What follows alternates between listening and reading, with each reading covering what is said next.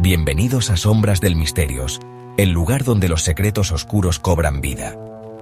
Hoy les traemos una historia que mezcla poder, ambición y un destino espeluznante. El rey que se pudrió vivo, Enrique VIII.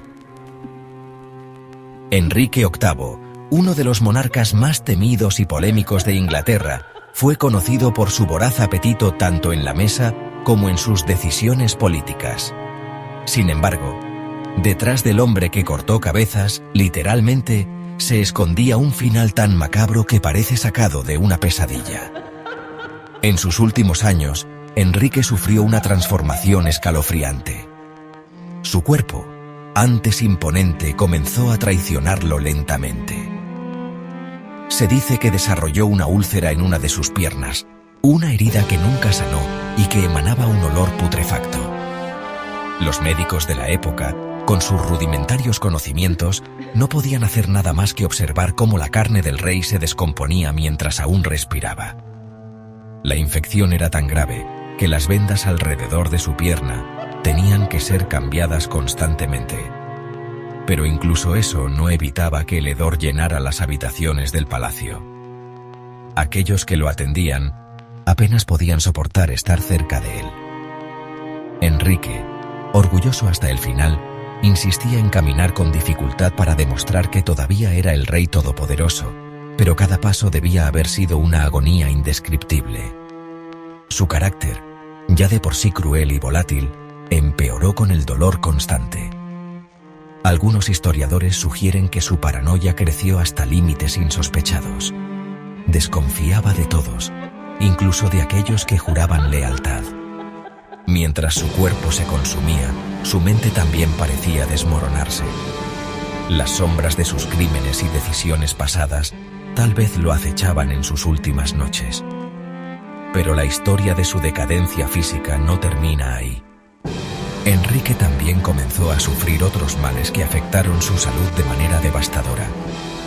Se cree que padeció una enfermedad relacionada con la circulación sanguínea, lo que provocó que sus extremidades inferiores se hincharan de manera grotesca. Sus pies y piernas se llenaron de llagas abiertas que supuraban pus y sangre, y su piel se volvió frágil y oscura.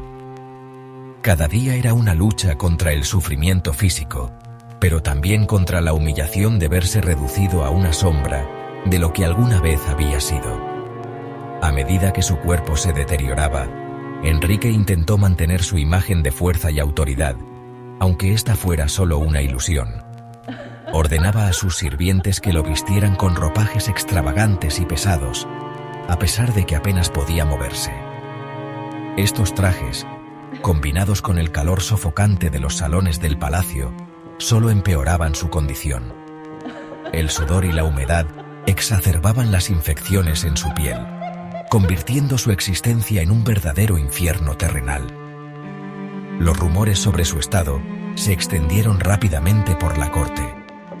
Muchos murmuraban que el rey estaba siendo castigado por sus pecados. Enrique había enviado a 6 de sus esposas al destierro o a la muerte.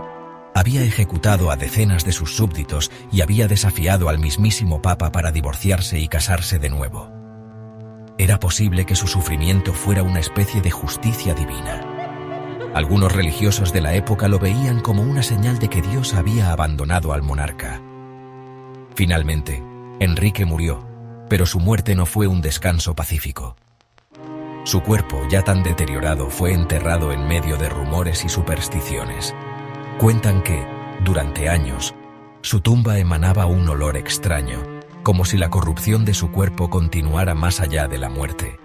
Incluso hay leyendas que aseguran que su fantasma ha sido visto vagando por los pasillos de sus antiguos palacios, arrastrando su pierna infectada y gimiendo de dolor. Algunos historiadores modernos han sugerido que la causa de tantos males podría haber sido algo más que simples infecciones.